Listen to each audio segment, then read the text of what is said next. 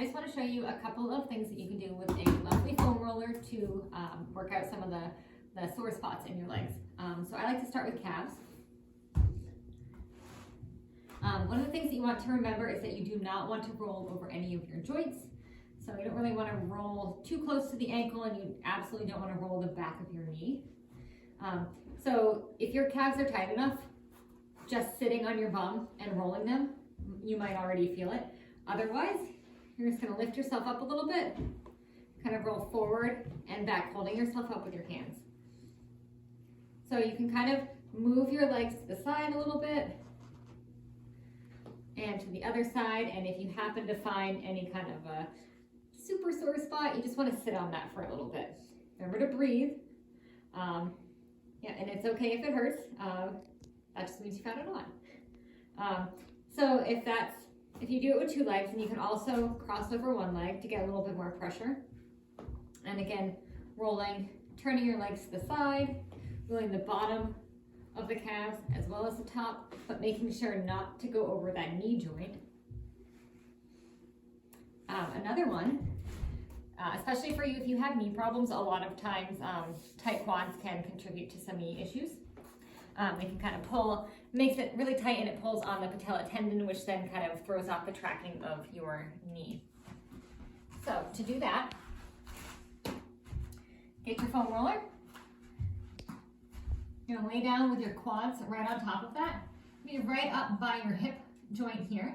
That's okay to be right here.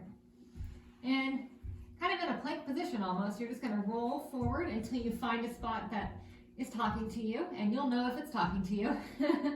So you want to sit on that spot. Remember to breathe. Your reaction is probably going to be to tense up, but what you want to do is relax into it as best as you can. So again, rolling forward. You don't want to go over the knee joint. You can go right up, right about to it. And again, if you find any spots, just kind of hang out on them a little bit. Going all the way up and all the way down, spending time on those spots that are speaking to you. If you would like to get your IT band, which is the side of your thigh here, this one can be really painful, so I definitely suggest taking this easy. You want to be over on your side. I would cross over your other leg so that you can use that to support your body. You can push up on that, kind of like you're in a side plank position here, and you want to roll along the side of your leg.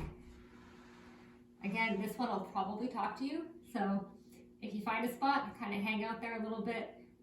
Remember that you have this leg over here to kind of take some of that pressure off. You can also use your supporting hand to take some of that pressure off. So you're going to go all the way from your hip and down, probably right about the middle, right about here. Something saying, hey, that kind of hurts to me.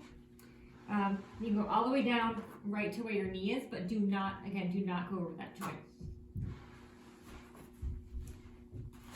And also hamstrings. These are my favorite. So again, lifting up with the hands. You're going to be right next to the knee, but you're not going over the back of the knee.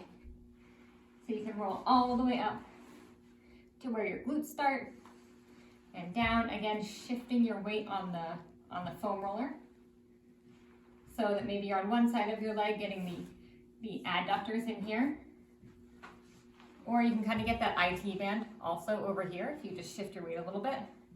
You can do both legs or one at a time, whatever works for you. If you need a little bit more pressure, go with that one leg.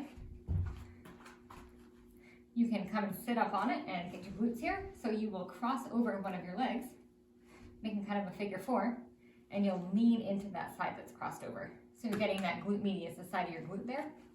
And kind of rolling. You'll know when you find a spot because it's going to talk to you.